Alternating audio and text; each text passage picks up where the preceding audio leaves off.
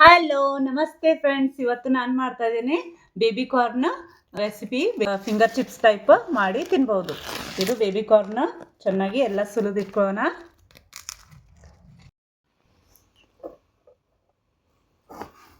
ಇವಾಗ ಇದು ಚೆನ್ನಾಗಿ ಕಟ್ ಮಾಡ್ಕೊಳ್ಳೋಣ. ಹೀಗೆ ಉದ್ದುದ್ದಾಗಿ ಕಟ್ ಮಾಡಬೇಕು. ಹೀಗೆ ಕಟ್ ಮಾಡಿ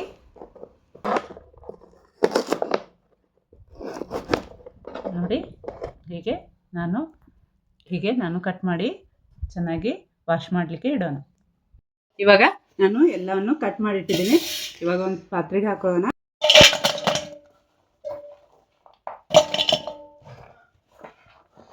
ಚೆನ್ನಾಗಿ ತೊಳ್ಕೊಳ್ಳೋಣ.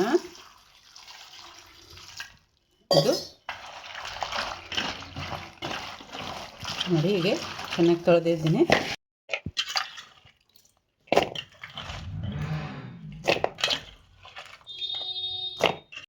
ಇವಾಗ ನಾನು ಕಾರ್ನ್ಫ್ಲವರ್ ಹಿಟ್ಟು ಹಾಕಿದ್ದೀನಿ, ಮತ್ತು ಸ್ವಲ್ಪ ಅರಿಶಿನ, ಮತ್ತು ಅಚ್ಕಾರದ ಪುಡಿ, ಉಪ್ಪು, ಒಂದು ಸ್ವಲ್ಪ ಟೇಬಲ್ ಸ್ಪೂನಷ್ಟು ಜೀರಿಗೆ. ಇವಾಗ ಚೆನ್ನಾಗಿ ಕಲಿಸ್ಕೊಳ್ಳೋಣ. ಒಂದು 5 ನಿಮಿಷ ಇದಕ್ಕೆ ಚೆನ್ನಾಗಿ ಮೇಲೆ ತೆಳಗೆ ಮಾಡಿ ಕಲಿಸಿ ಇಟ್ಕೋಬೇಕು. ಇವಾಗ ಎಣ್ಣೆ ಹಾಕ್ತಾ ಇದ್ದೀನಿ. ಚೆನ್ನಾಗಿ ಎಣ್ಣೆ ಬಿಸಿ ಆಗ್ಲಿಕ್ಕೆ ಬಿಡೋಣ. ಇವಾಗ ಚೆನ್ನಾಗಿ ಕಲಿಸಿದಂಥ ಬೇಬಿ ಕಾರ್ನ್ ನಾನು ಕರಿಲಿಕ್ಕೆ ಹೋಗ್ತಾ ಇದ್ದೀನಿ.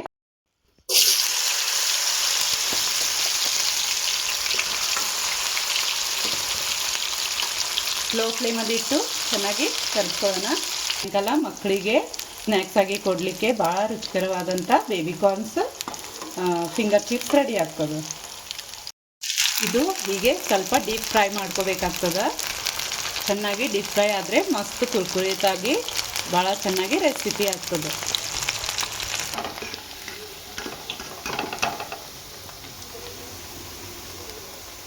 ಇವಾಗ ಚೆನ್ನಾಗಿ ಫ್ರೈ ಮಾಡಿದೆ, ಒಂದು ಪ್ಲೇಟಿಗೆ ತಗೊಳ್ಳೋಣ.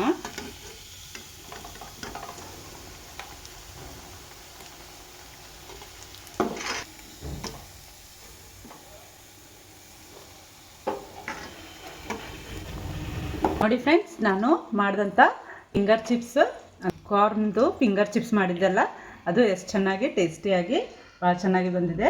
ಇದು ಸಾಸ್ ಜೋಡಿ ತಿನ್ಬೋದು ಅಂತ ರೆಸಿಪಿ.